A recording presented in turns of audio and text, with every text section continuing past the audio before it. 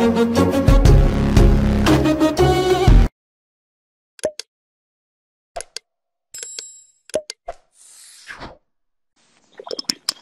Nah, Mbak. bergabung. Halo Mbak Anti. Halo, sorry agak trouble tadi. Biasa Iya, nggak ya. apa-apa Mbak. Alhamdulillah sudah tergabung nih kita sekarang. Selamat malam Mbak, apa kabar? Alhamdulillah. Ya gini deh. Harus sehat ya. Mbak Iya Mbak, yang Vanessa penting sehat, sehat. Mbak Vanessa. Alhamdulillah sehat Mbak. Yang penting kita menerapkan protokol kesehatan ya Mbak, Yes, 3M. iya betul. Aduh, seneng ya Sip. udah banyak yang join ya. Iya Mbak, seru banget nih.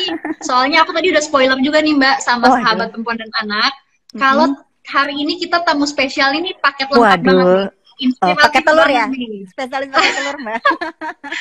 Dosen, peneliti, Waduh. wirausahawan, Waduh. terus dia juga aktivis kesetaraan gender. Waduh, itu kayaknya lebay deh. Aduh, jangan gitu dong Mbak. Aku tuh jadi termotivasi nih Oh Mbak. gitu ya. Ya, alhamdulillah. Ya, syukurlah. Amin. Mbak, hari ini kan tema kita adalah aku perempuan berdaya dan tangguh. Nah, Mhm. ngomong-ngomong perempuan dan berdaya dan tangguh nih, kalau ngelihat Mbak Antik sendiri nih, sosok Mbak Antik, aku sempat kepo-kepo juga nih Instagramnya Mbak Antik. Instagram ini feeds-nya cheerful banget nih. Happy. Iya itu. Seru-seru bareng keluarga, sahabat, terusnya Iya. menyuarakan isu kesetaraan gender juga. Cuman kan kesibukan padat banget nih Mbak. Pastinya apalagi di masa pandemi kayak gini kita juga menyesuaikan banyak waktu-waktu yang harus polanya kita ubah juga ya Mbak ya. Nah, bisa nggak Mbak Antik nih sharing nih sama sahabat perempuan dan anak, apa sih resepnya tetap ceria, tetap happy, tetap hits di kesibukan yang padat ini? Iya. Gimana ya Mbak? Sebetulnya ya alhamdulillah ya. Sebetulnya kalau saya memang tipikalnya senang gampang ketawa sebetulnya Mbak. Jadi mungkin terbiasa apa ya berusaha menikmati hidup aja. Jadi artinya mensyukuri bahwa apa yang kita punya, apa yang kita dapat ya mungkin berbeda dengan kebahagiaan yang orang punya gitu ya. Jadi kita nggak usah buat komparasi gitu ya. Lalu juga ya apa adanya aja, apa yang kita sampaikan ya apa adanya. Meskipun memang kalau sosial media itu kan seringkali ya kadang-kadang menunjukkan hal-hal yang baik. Menurut saya nggak apa-apa. Itu kan untuk memotivasi teman-teman gitu ya. Kalau saya mudah-mudahan bisa menularkan kebahagiaan, menularkan bahwa perempuan bisa melakukan banyak hal gitu ya, dan saling bisa menggali potensi aja sih Mbak. Jadi intinya kalau buat saya kenapa saya tampilkan banyak hal yang membahagiakan untuk saya, mudah-mudahan itu bisa menjadi kebahagiaan buat teman-teman lain juga yang lihatnya gitu ya. Jadi nggak ikut sedih gitu, nggak atau jadi kesal gitu kan. Harusnya seneng ya lihat Instagram orang lain tuh ikut senang harusnya sih gitu. Jadi kayak menyebabkan positive vibes ya Mbak ya. Iya, harus mudah-mudahan bisa selalu. Oke, Mbak, menurut Mbak Antik nih, tahun 2020 tuh seperti apa sih, Mbak? Berat ya, pasti buat semua orang berat gitu ya, karena ini kan sesuatu yang tidak diduga, dan kasus COVID ini, kalau dikaitkan dengan COVID itu kan mendunia ya Mbak, jadi pasti semuanya punya mengalami dampak yang berbeda begitu. Tapi kalau buat saya sebagai perempuan itu pasti dampaknya akan ganda gitu Mbak, kan banyak sekali gitu ya kaum saya, karena nggak usah ada COVID juga kita bebannya banyak kok gitu ya. Kalau apalagi kalau jadi ibu gitu ya, mungkin teman-teman yang jadi ibu merasakan betapa beratnya gitu ya, membagi peran gitu. Dan dengan COVID ini tentu saja itu semakin banyak. Untungnya kalau saya nggak punya anak kecil sih Mbak Vanessa, kalau yang masih punya anak-anak kecil saya bisa merasakan teman-teman yang curhat sama saya gitu ya, betapa gelisahnya mereka mau beraktivitas sangat terbatas, anak-anak ada di rumah, jadi guru juga gitu. Jadi kalau untuk perempuan sendiri dari perspektif saya cukup berat untuk menghadapi kondisi COVID ini ya, baik secara mentality gitu ya, sosial ekonomi dan lainnya gitu. Oke Mbak, berarti memang kita harus menyesuaikan banget ya Mbak ya dengan kondisi pandemi yang sekarang mungkin bisa dibilang mengagetkan semua orang, khususnya kita juga kaum perempuan yang harus terus berjuang ya Mbak ya. Mbak, sebelum kita masuk ke tema utama kita nih, tadi kan seperti yang aku sebutkan nih Mbak, sosok inspiratif nih buat semua orang nih. Insya Allah, amin. Insya Allah ya Mbak, amin ya. Jadi kita kepo juga nih Mbak. Kita bakal nanya-nanya ke Mbak Antik, tapi ini tanya jawab cepat. Jadi kayak Mbak Antik harus bisa kejebak dong Mbak Vanessa. Jawab cepat dengan jawaban yang singkat padat spontan. Oke, Aduh, kita mulai ya Mbak oke, ya. oke. Siap-siap ya. Ya, ya, oke. Oke. Pertanyaan Oke, jadi pertama. deg-degan nih Mbak Vanes. Siapa novelis perempuan terfavorit oleh Mbak Antik? Saya senang sekarang, siapa ya? Perempuan ya? Saya masih suka Laksmi Pemuncak. Oke. Siapa tokoh perempuan yang Mbak Antik idolakan? Sekarang? Saat ini ya? Yes. Sri Mulyani. Oke. Penyanyi perempuan yang paling disukai? Keputus Mbak, keputus. Penyanyi perempuan yang paling disukai? Sorry Mbak, loading Mbak. Halo? Halo? Kayaknya loading deh. Apakah sudah jelas Mbak suaraku? Loading nih Mbak. Masih loading ya? Nah, udah. Udah. Ya. Oke, kita lanjut ya Mbak ya. Penyanyi perempuan yang paling disukai? Celine Dion. Kayaknya harus spoiler juga nih Mbak Antik nyanyiin rapnya. Jangan, ampun. Oke, lanjut nih Mbak ya. Aktivis perempuan yang paling diidolai? Saya senang Mbak Ruth Indah. Mbak Ruth Indah, oke. Ini selanjutnya adalah pertanyaan isian Mbak, bukan pertanyaan spontan. Tahun 2020 membuat saya bertambah... harusnya apa nih? Bertambah apa ya? Bertambah empati terhadap banyak hal. Oke. Terakhir Mbak, menurut saya perempuan berdaya dan tangguh itu jika mampu secara mandiri membuat keputusan secara mandiri, mampu berjuang untuk dirinya dan mampu melakukan hal-hal yang bermanfaat bagi dirinya khususnya dan bagi orang-orang yang dia kasih maupun lingkungan sekitarnya.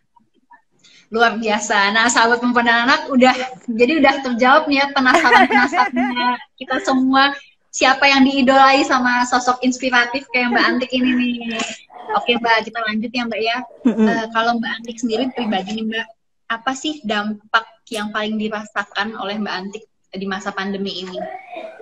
Kelelahan mungkin ya, kelelahan yang meskipun saya terbiasa bekerja begitu ya, saya bisa merasakan, apalagi menurut saya semua perempuan, baik itu yang beraktivitas di domestiknya lebih banyak maupun seperti saya yang di ranah publiknya lebih banyak, menurut saya kita masing-masing punya kelelahan yang super begitu ya dalam keseharian. Nah, dalam masa pandemi COVID ini menurut saya kelelahan itu bertambah dengan banyaknya beban yang tentu saja secara mentalitas begitu ya kita rasakan. Mungkin saya termasuk perempuan yang beruntung karena kondisi rumah masih sangat kondusif untuk melakukan banyak aktivitas. Saya masih punya pekerjaan gitu ya. Anak dan suami saya supporting. Nah, saya sebetulnya punya sangat kekhawatiran pada teman-teman lain perempuan yang mungkin tidak seberuntung saya begitu, dengan situasi yang sangat berat secara ekonomi, kondisi rumah yang tidak layak, mungkin juga dia bekerja kasar gitu ya, atau dia juga di PHK baik suaminya atau dia. Jadi menurut saya kalau berbicara tahun 2020 ini, karena saya fokus ke isu perempuan begitu, menurut saya perempuan dan anak ini yang paling merasa terdampak tentunya gitu, karena apalagi kalau mereka bergantung penuh dengan suami ya Mbak ya. Jadi kalau bergantung penuh pada suami kemudian di PHK atau suami sendiri kemudian merasa drop begitu ya, maka kan perempuan ini akan semakin punya beban yang lebih ya untuk mengendalikan keluarga gitu, untuk menghandle semuanya. Suka tidak suka, meskipun secara kultur harusnya itu tetap berbagi begitu ya. Tapi kan secara kultur susah ya. Kita patriarkinya masih sangat tinggi, jadi mungkin kalau saya tidak merasakan itu, tapi saya bisa merasakan teman-teman yang lain masih merasakan beban berat seperti itu, double burden gitu ya, dan banyak hal yang membebani mereka gitu, baik secara fisik dan psikis. Oke, kayak yang Mbak Antik bilang tadi nih, memang kan kelelahan, dan apalagi buat beberapa orang yang masih punya mindset patriarki yang kuat itu akan terasa lebih sulit ya Mbak ya, karena dalam situasi seperti ini pastinya kan dukungan moral itu dibutuhkan sekali.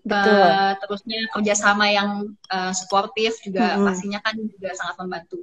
Nah, Mbak Antik sendiri bisa nggak sih sharing ke sahabat perempuan dan anak, gimana sih cara Mbak Antik itu mengelola rumah tangga yang saat ini juga pastinya berbarengan dengan pekerjaan-pekerjaan formil Mbak Antik, dengan kondisi WFH yang sekarang ini banyak orang juga bilang kalau WFH ini malah bikin kita kayak nggak punya hari libur, ya. all day work ya. Without weekend, tanpa weekend, jadi akhirnya kerja juga di rumah pun begitu.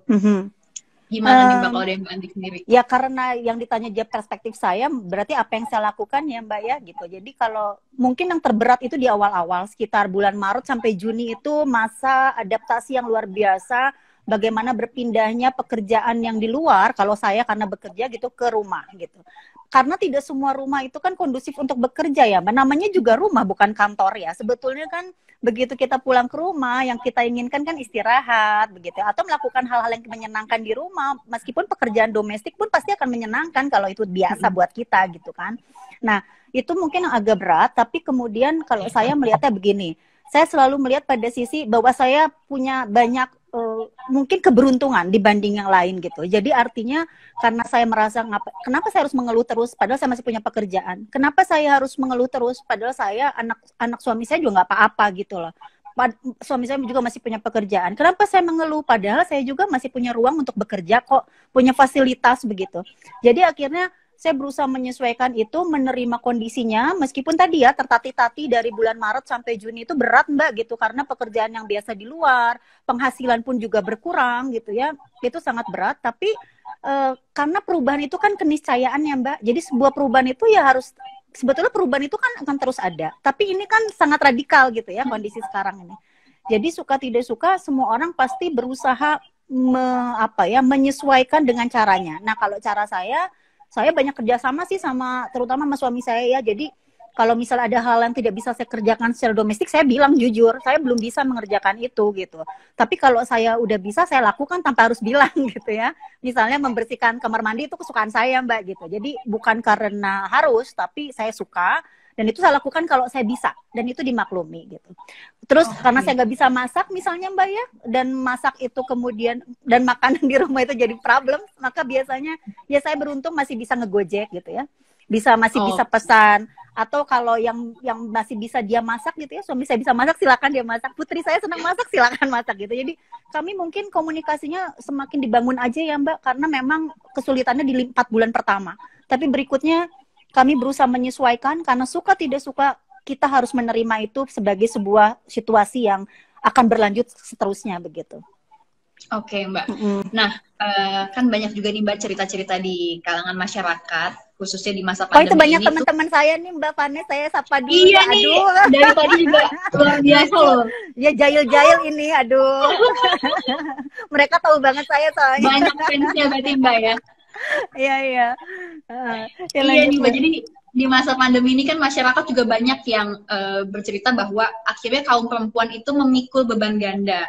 Misalnya mendadak jadi guru di rumah, ya juga jadi konsultan keuangan tiba-tiba karena harus menjadi penyelamat dompet juga kan Mbak di masa pajak kayak ini. Itu banget. Bahkan ada yang jadi tulang punggung juga. Iya. Karena kan tadi satu dan lain hal yang Mbak juga sebutkan, mungkin ada yang terkena PHK atau apa.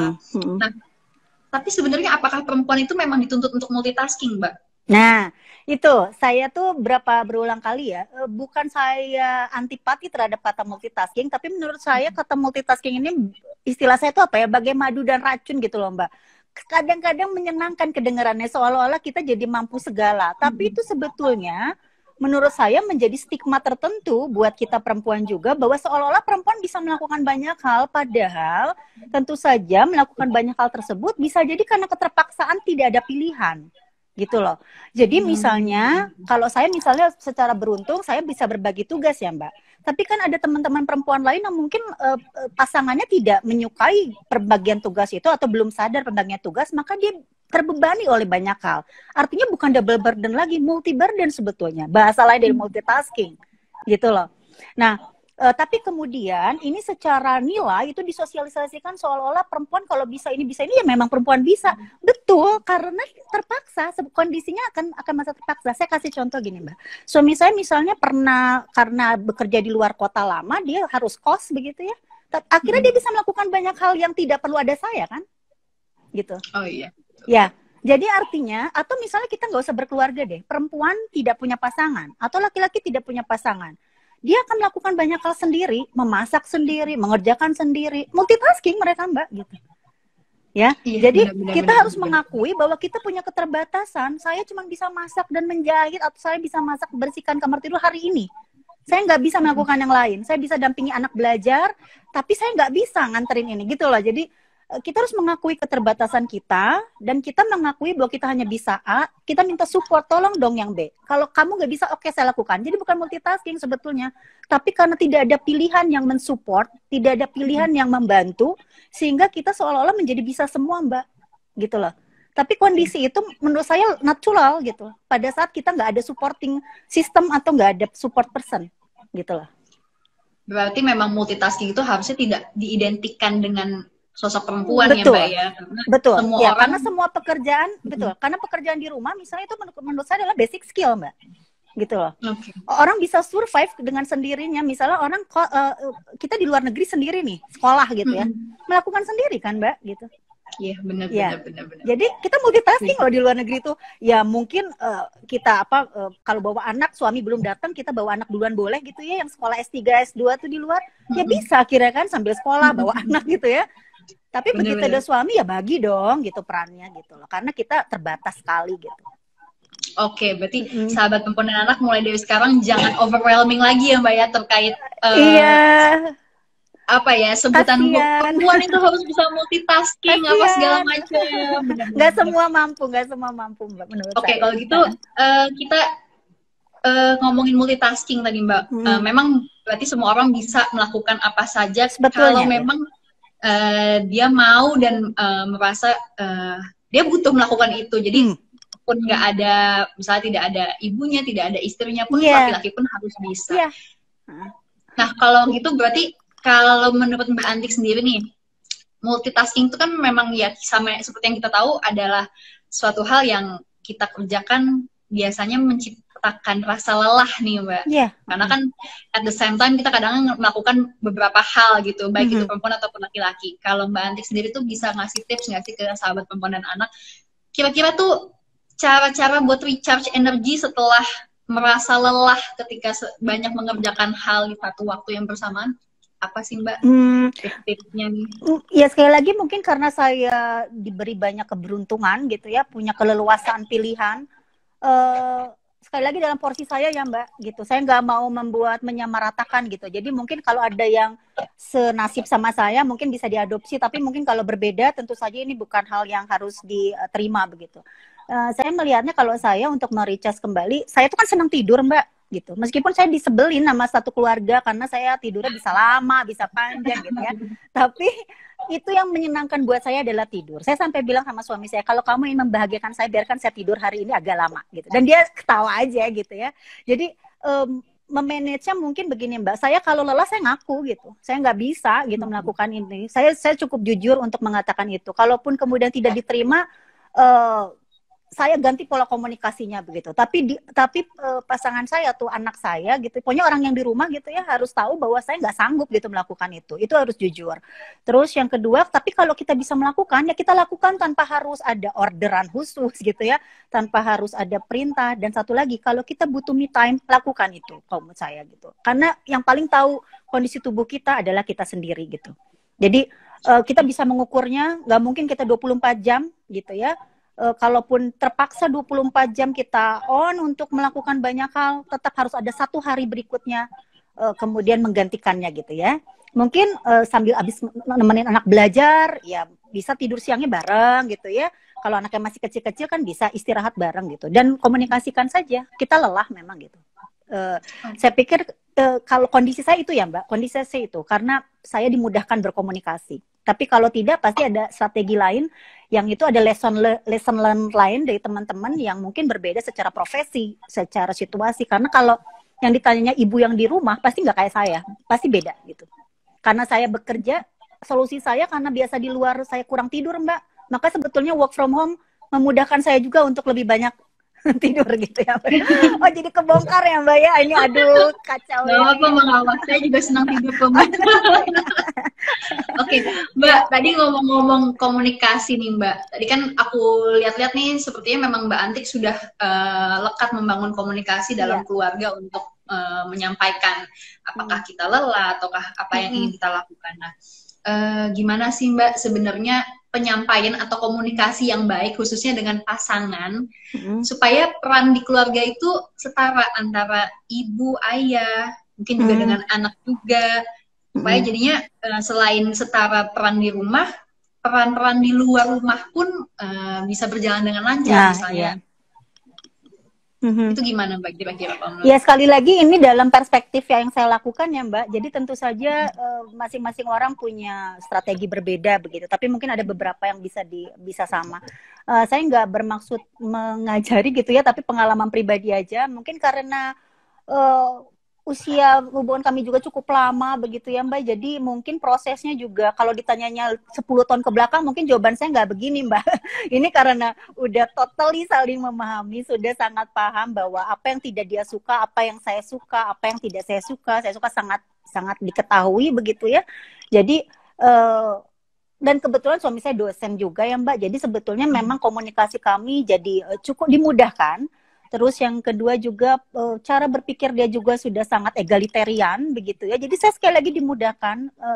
Sebetulnya saya dari kecil dimudahkan dengan lingkungan laki-laki yang baik ya Mbak. Artinya ayah saya juga sangat egaliter, memotivasi saya sebagai perempuan dengan baik. Jadi saya memang diuntungkan dengan tidak pernah berhadapan dengan laki-laki yang mendowngrade saya gitu ya. Jadi kalau komunikasinya cenderung lebih mudah begitu. Cenderung lebih mudah. Meskipun saya tidak ada komunikasi yang sempurna, Mbak, namanya juga dua manusia yang berbeda, sama anak aja udah beda gitu ya. Jadi salah satunya tetap membahasakan yang baik aja, itu mungkin kuncinya. Jadi semarah-marahnya kita tidak diusahakan ya untuk tidak berkata kasar mungkin ya gitu.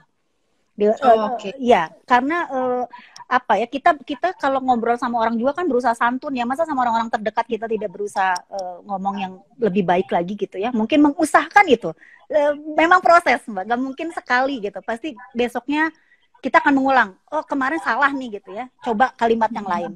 Oh kemarin aura kita atau wajah kita salah nih ekspresinya, oke ganti gitu. Jadi memang ya proses belajar terus ya kalau menurut saya Mbak gitu. Saya sendiri masih sangat belajar jauh lah gitu Mbak. Tapi ya so far menurut saya selama tidak terus-terusan berantem, menurut saya bahagia lah gitu ya. Meminimalisir berantem lah gitu ya. Berarti bisa dimulai dengan penggunaan bahasa yang baik ya. Ya harus lah Mbak. Siapa lagi ya? Orang-orang yang katanya kita sayang ya ngomongnya ya pasti harus dibuat sedemikian rupa yang baik lah gitu. Oke, Mbak, tanggal 22 Desember nanti ini kan kita memperingati Hari Ibu, yang harapan kita semua ini tidak hanya sebatas romantisme, memberikan apresiasi terhadap peran ibu di ranah domestik, tapi memaknai perjuangan kaum perempuan terdahulu kan ya Mbak ya. Cuman nih kalau dari pengalaman Mbak sendiri nih, apa sih yang pernah Mbak lihat mungkin ya yang menjadi kegelisahan kaum perempuan sekarang ini untuk menjadi lebih berdaya tuh?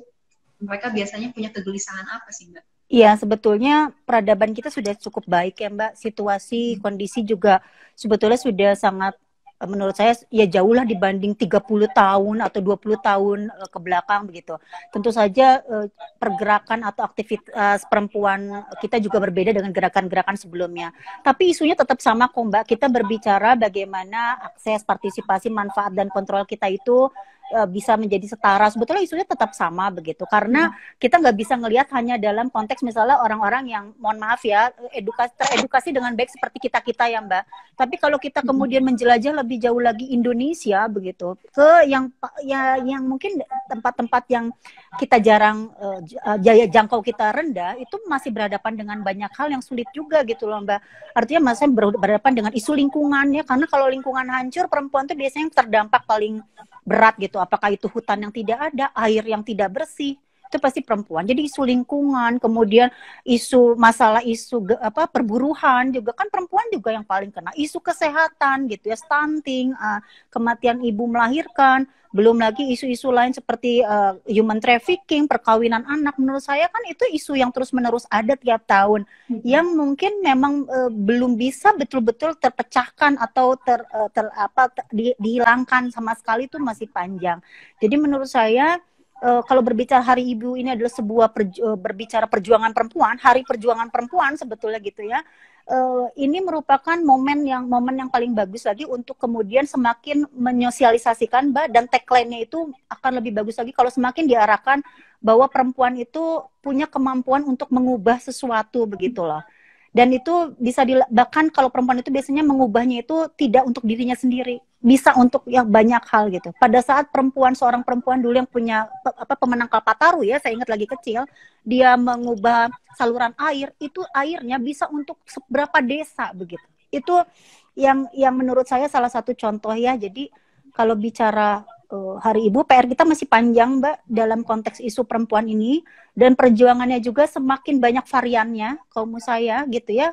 Kenapa saya sebut banyak variannya? Karena banyak tipenya gitu loh. Ada yang dia bekerja sendiri, ada yang secara berkelompok gitu ya, ada yang berbasis komunitas.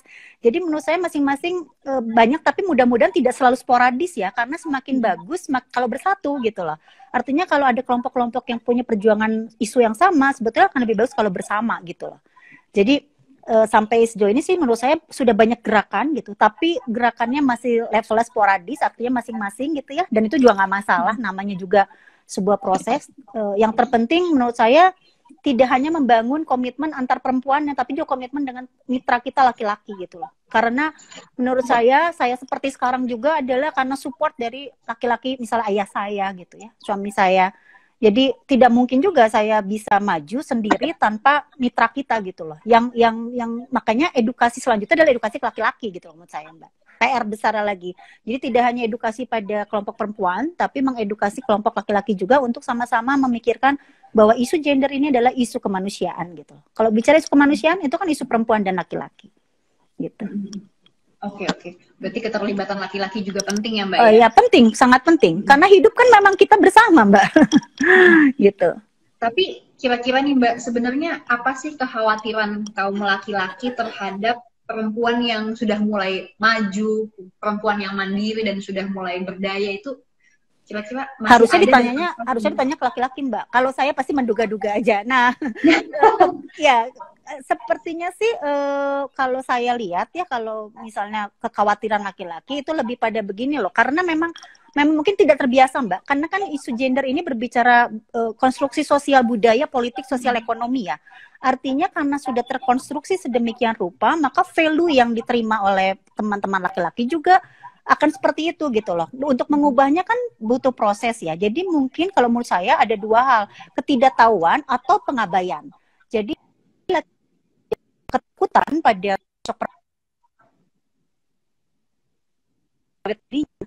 atau ada sedikit ya masalah jaringan. Oke. Ya. Ya, Mbak, ya. Nah, jadi ada dua hal, Mbak, menurut saya yang memang mengabaikan atau tidak tahu. Tidak tahu ini berarti kan perlu edukasi lebih lanjut ya, bahwa jangan takut menjadi kompetitor gitu loh. Tapi jadikan mitra, karena cara berpikir perempuan dan laki-laki itu bisa dikombinasikan dengan sangat baik begitu loh. Cara membuat keputusan perempuan dan laki-laki bisa kalau disatukan bisa sangat baik gitu, kalau komprominya juga tinggi gitu ya. Nah, jadi kalau menurut saya yang satu lagi pengabaian. Berarti kalau pengabaian gini, udah tahu perempuan itu nggak kenapa-napa sebetulnya, tapi dia insecure aja, berarti ada problem sama dirinya gitu loh. Itu juga terjadi kalau perempuan sama perempuan ya, Mbak. Karena kalau menurut saya kompleksitas permasalahan perempuan ini dua hal juga, perempuan dan perempuannya, perempuan dengan laki begitu. Jadi ada dua hal. Tapi kalau menurut saya insecuritas laki-laki harusnya ditanyakan ke laki-lakinya ya, karena mungkin ini juga masih prasangka gitu ya, ada dugaan-dugaan.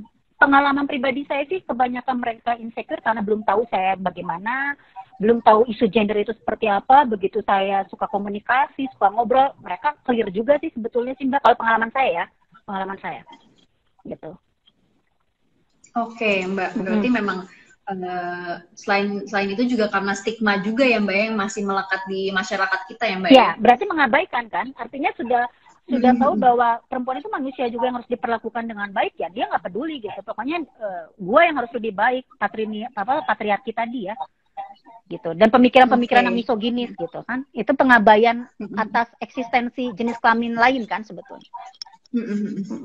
Oke nih, Mbak Antik, nih dari tadi nih selain banyak fans ada yang banyak ya, yang say juga nih, udah mulai banyak yang memberikan pertanyaan juga di kolom komentar. Kalau kita mulai coba Boleh. jawabin dulu, boleh ya Mbak ya? Boleh. Aku coba Boleh. baca Mudah-mudahan dulu bisa nih dijawab. yang sudah tadi sempat terpilih di awal juga. Ada Iya. pertanyaan dari @Afifah Azaraih. Beliau bertanya, gimana cara membangun keluarga seperti Mbak Antik, seperti yang Mbak Antik jalankan? Apakah sebelum menikah sudah ada perjanjian pembagian Bagus. pekerjaan di ranah domestik? Mohon saya dijelaskan ya Mbak Antik yang Iya. cantik dan imut. Aduh. Jadi gini ya, kalau apakah ada perjanjian? Kalau saya ada. Artinya gini, ada sebetulnya kan kita harus gini ya, karena kan pernikahan itu perjalanan yang akan panjang ya Mbak. Artinya kita harus betul-betul ada kenyamanan sendiri dulu begitu ya, ada secure dulu gitu di diri kita bahwa kalau kita nanti sama dia itu ada banyak hal yang mungkin kita akan sedikit banyak berkurang bebannya gitu ya. Jadi kalau saya tentu ada perjanjian. Nanti kalau secara kasar gini deh, nanti kalau misalnya saya tahu saya nggak bisa masak, harus maklum dong. Iya gitu ya, oke gitu ya. Terus kalau menurut suami saya tuh kamu kurang bagus beres-beres rumah gitu ya. Nanti gue aja yang beres. Oke, nah itu paling simpel Mbak gitu. Jadi kalau ditanya apakah ada komitmen, iya harus. Buat apa gitu? Karena komunikasi itu kan terus, kan hubungan suami itu komunikasi sepanjang hayat ya Mbak. Jadi kalau tidak diawali dengan komunikasi di awal, how to gitu ya? Gimana caranya nanti kita melanjutkan itu gitu ya? Biasanya karena komunikasi di awal tidak clear, biasanya akan banyak ya, mungkin ada yang kemudian bisa adjustable gitu ya Mbak ya, adjustment gitu, membuat adjustment. Tapi akan lebih banyak yang gagal kalau misalnya tidak ada komitmen di awal tadi gitu. Jadi memang harus ada komunikasi di awal apa yang bisa kita lakukan nanti gitu ya.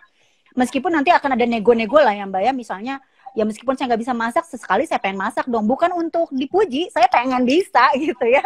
Saya pengen bisa aja karena misalnya ya lihat orang-orang bisa masak seneng juga gitu ya Mbak ya. Lihat teman-teman saya tuh kalau suka update masak, ih lucu ya, saya coba juga gitu meskipun nggak enak gitu ya. itu juga saya terima deh kalau misalnya suami saya bilang enggak enak. Jadi sekali lagi sih Mbak, komunikasi itu memegang peran penting dan dealnya memang harus dari sejak awal. Suka tidak suka gitu. Nah Mbak, kalau tadi kan Mbak Antik bilang komunikasi di awal itu penting. Misalnya nih Mbak, ada yang memang sudah terlanjur menjalankan pernikahan tapi baru tersadar nih untuk mengkomunikasikan peran yang setara di rumah, itu menurut Mbak peluangnya untuk bisa jadi fair satu sama lain tuh mungkin nggak sih Mbak? Oh, saya sih orang yang optimistik ya Mbak. Saya tuh positif thinking selalu pada banyak hal. Jadi menurut saya ya setiap orang tadi ya punya strategi masing-masing. Kalau di tengah-tengah baru sadar, itu juga menurut saya daripada terlambat ya memang lebih baik begitu gitu ya. Daripada tidak ada kesadaran sama sekali. Buat saya penting itu di tengah-tengah sadar juga gitu ya. Nah, bagaimana cara membangunnya? Biasanya memang ada pasangan kita yang memang sudah sulit dari awal. Baik perempuan maupun laki-lakinya ya. Jadi misalnya laki-laki merasa berat juga gitu ngadepin istrinya yang nggak bisa komunikasi. Jangan lupa loh Mbak, bukan perempuan aja loh yang susah mengkomunikasikan sama laki-laki. Kita harus memikirkan, siapa tahu suami kita atau laki-laki itu tidak bisa juga mengkomunikasikan pada kita. Nah, biasanya saya sekarang mah udah modern ya Mbak, artinya gini. Kalau kita udah biasa punya banyak teman sekarang kan, bahkan sosial media memudahkan kita untuk berinteraksi. Jadi kalau banyak contoh, jadi kalau misalnya kita mau memulai dari diri sendiri, dicoba. Kalau misalnya udah give up, kita bisa pakai expert gitu kan. Ya, kalau expert pun sebetulnya ada yang pro bono ya, kalau mau saya artinya tidak bayar gitu loh. Untuk beberapa lembaga konseling ada yang menurut saya tidak bayar gitu, tidak berbayar. Jadi itu kalau sudah di tingkat yang tidak bisa dikomunikasikan, artinya secara personal tidak bisa, biasanya minta bantuan teman atau saudara kan gitu ya, untuk sama-sama memperbaiki sesuatu misalnya. Kalau mau ya. Tapi kalau mau private berarti expert gitu, bisa expert. Expert tuh bisa psikolog atau bisa misal tokoh agama atau pemuka agama yang masing-masing agama yang punya ya kalau merasa nyaman gitu ya, atau orang yang dituakan kan gitu ya. Jadi sebetulnya banyak saluran kalau sekarang nih Mbak, banyak keterbukaan informasi. Jadi tidak harus diselesaikan sendiri, kita bisa melibatkan orang lain kalau kita percaya, dan kalau itu tidak bisa berjalan juga selalu ada pintu-pintu lain sebelum akhirnya kita memang menutup semuanya gitu. Tapi harus dicoba semua upaya itu. Dan saya mengapresiasi semua teman-teman yang ternyata baru di tengah-tengah baru mencoba daripada nggak sama sekali gitu. Kan untuk menyelamatkan ya cuman kita ya Mbak yang bisa menyelamatkan si perahu atau kapal layar yang kita jalankan. Gitu. Iya. Oke, nah sahabat perempuan dan anak berarti jangan lupa nih di highlight omongannya Mbak Antik bahwa buat yang belum menikah komunikasi di awal itu penting. Oh iya, buat yang sudah menikah, penting. Komunikasi yang baik itu tetap harus terjalin, kalaupun memang awal-awalnya agak sedikit ya ada cekcok itu nggak menutup kemungkinan ya Mbak ya untuk diperbaiki. Iya, dimaklumi aja. Ya, hubungan yang baik itu kan penuh pemakluman katanya sih Mbak ya. Katanya. Oke Mbak, kita lanjut nih Mbak ke pertanyaan selanjutnya. Dari @geti_witayani. Pertanyaannya adalah bagaimana cara kita berdamai dengan diri sendiri saat semuanya harus dikerjakan sendiri? Getty ya, itu teman saya tuh. Dia memang dia superwoman juga tuh Mbak. Jadi profesinya itu super sibuk dibanding saya. Mungkin ini juga jadi cerita ya.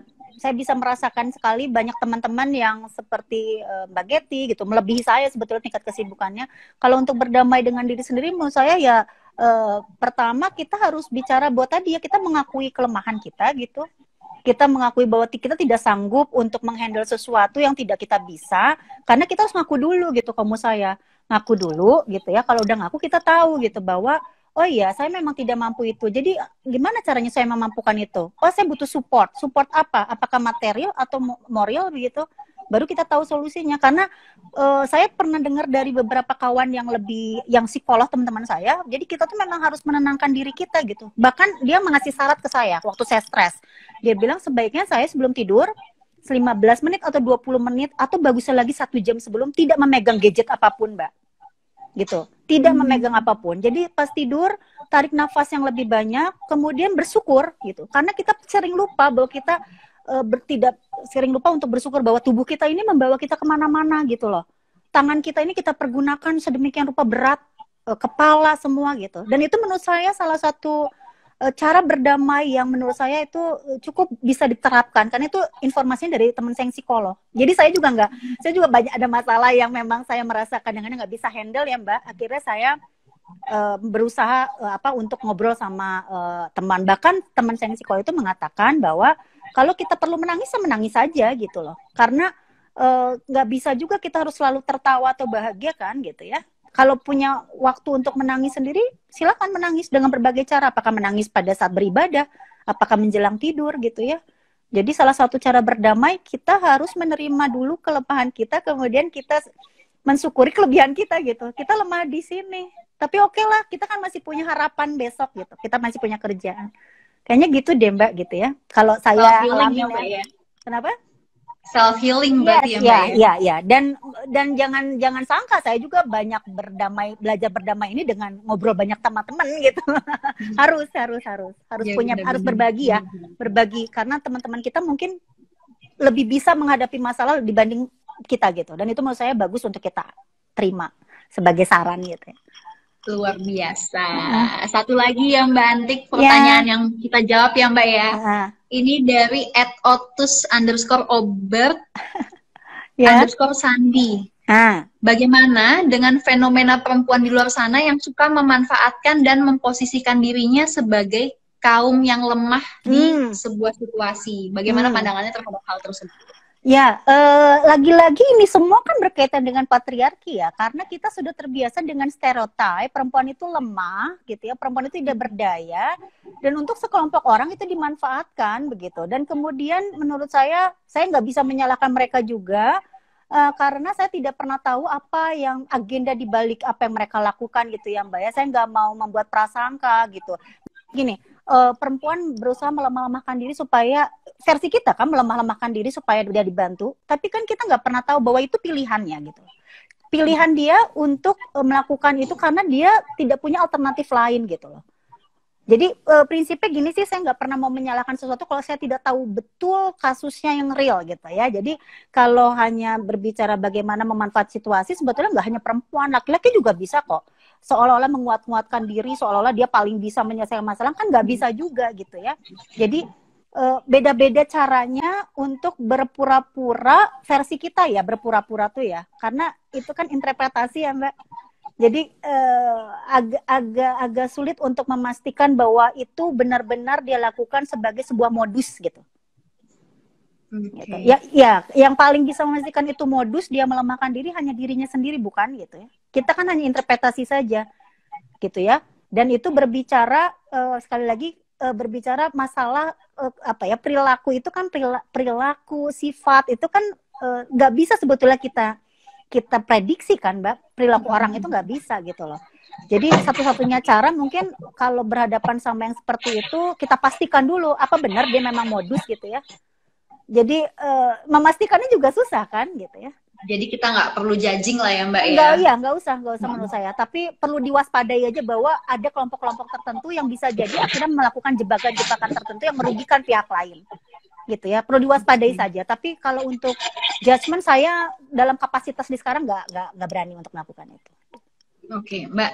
Ini kita lanjut lagi. Ini juga terkait sama pertanyaan salah satu sahabat perempuan dan anak juga. Nurides tadi bertanya tentang pandangan Mbak terhadap self-love. Nah, aku juga sekali mau nanya juga sih, gimana sih bisa menjadi panutan untuk sekeliling kita, tapi sebelumnya kita juga harus mencintai diri kita dulu sendiri nih. Pandangan Mbak Antik tuh gimana, dan mungkin ada kiat-kiat khusus juga nih untuk disebarkan supaya perempuan-perempuan tuh bisa lebih mencintai dirinya sendiri gitu. Iya, sebetulnya akan sangat normatif ya jawabannya. Jadi begini, karena tadi ya, kalau saya menjawabnya versi saya, sekali lagi situasi kondisinya berbeda ya Mbak. Jadi saya dimudahkan, sekali lagi saya dimudahkan untuk banyak mensyukuri apa yang saya lakukan karena saya mungkin cukup bahagia dari sejak kecil begitu. Jadi saya bisa merasakan kalau ada teman-teman yang kemudian punya pengalaman buruk di masa lalu begitu ya, punya kemudian perlakuan-perlakuan buruk yang dia terima begitu ya. Nah itu mungkin lebih berat untuk belajar bahwa I'm okay gitu ya. I'm okay, saya tuh nggak apa-apa sebetulnya, hanya orang yang memperlakukan saya dengan tidak baik. Nah itu prosesnya akan lebih panjang Mbak kalau menurut saya gitu. Tapi pada prinsipnya kita masing-masing punya keyakinan ya bahwa Tuhan itu akan support kita sebetulnya, yang paling akan support kita dalam segala hal begitu. Karena tidak mungkin mengandalkan manusia saja gitu ya. Nah tapi pada prinsipnya gini deh, mencintai diri sendiri itu bisa dilakukan kalau kita tadi menerima ya memang kita apa adanya begini gitu loh. Ya kata lainnya kan bersyukur ya. Gimana? Saya nggak mungkin seolah-olah pengen jadi si A gitu ya, yang menurut saya A itu sungguh beruntung hidupnya gitu. Kadang-kadang kita gitu ya Mbak ya. Kalau lihat teman perempuan lain beruntung banget ya, dia yang nggak usah kerja keras, duitnya banyak, itu pasti ada dia pikiran gitu ya. Kok kita habis-habisan gitu ya. Tapi kan belum tentu dia juga kemudian banyak duit itu karena misalnya ongkang-ongkang kaki. Mungkin dia bekerja lebih keras dari kita sebelumnya. Satu. Kedua, bisa jadi dia memang punya persoalan yang berat sebelumnya yang kita juga tidak pernah alami gitu. Dan akhirnya ada masa dia dikasih kebahagiaannya di tahapan itu gitu. Jadi memang nggak akan pernah bisa sama siapapun. Kalau menurut saya, jadi ya intinya sekali lagi self love itu berkaitan dengan penerimaan kita bahwa kita ya memang begini adanya, tapi kita punya kok nilai manfaat untuk orang lain, bahkan untuk diri kita gitu loh. Kita bisa kok melakukan banyak hal yang mungkin orang lain tidak bisa lakukan gitu ya. Itu harus dipastikan, dan menurut saya setiap orang punya itu. Punya satu hal, tapi sayangnya kadang-kadang orang-orang di sekelilingnya tidak mensupport itu. Nah, kalau sudah tidak ada yang mensupport itu, hanya kita yang bisa gini ya. Jadi kayak gini, kalau saya lagi down gitu ya, saya juga sering ngalamin down, kok kayaknya saya nggak bisa apa-apa gitu ya, kok saya nggak bisa ini. Biasanya saya akan bilang, oke, saya nggak bisa itu, tapi saya bisa melakukan hal lain. Dan kalaupun saya melakukan itu, saya akan usahakan sedapat mungkin, sebaik mungkin melakukan itu. Terserah nanti penilaiannya. Tapi saya sudah bekerja keras untuk itu. Kalau menurut saya itu salah satu strategi saya sih ya, gitu ya. Jadi dan harus santai ya Mbak. Maksudnya kalau kita terlalu berpikir keras, saya harus apa, capek Mbak. Udah aja gitu ya. Maksudnya punya waktu segitu, sorry saya cuma punya waktu ke kita ya, sorry ya, saya cuma punya waktu segini untuk menenangkan diri kita. Maaf gitu, maaf. Itu kita jarang loh minta maaf sama diri kita, bukan? Iya, benar ya, banget. Saya baru belajar 1 tahun terakhir ini karena ketemu teman saya psikolog untuk belajar memaafkan, belajar oke, nggak apa-apa gitu ya. nggak apa-apa kita nggak mencapai itu bukan tujuan akhir. Oke, nggak apa-apa kita tidak jadi ibu yang seperti itu, karena kita bukan ibu juga yang seperti mereka, gitu. Nggak apa-apa saya nggak jadi istri yang seperti ini, karena biar bagaimanapun dia tetap sayang sama saya. Dan itu ya, jadi thanks to ini ya, diri kita tuh harus sering gitu. Dan itu saya lakukan 1 tahun terakhir loh Mbak Vanes.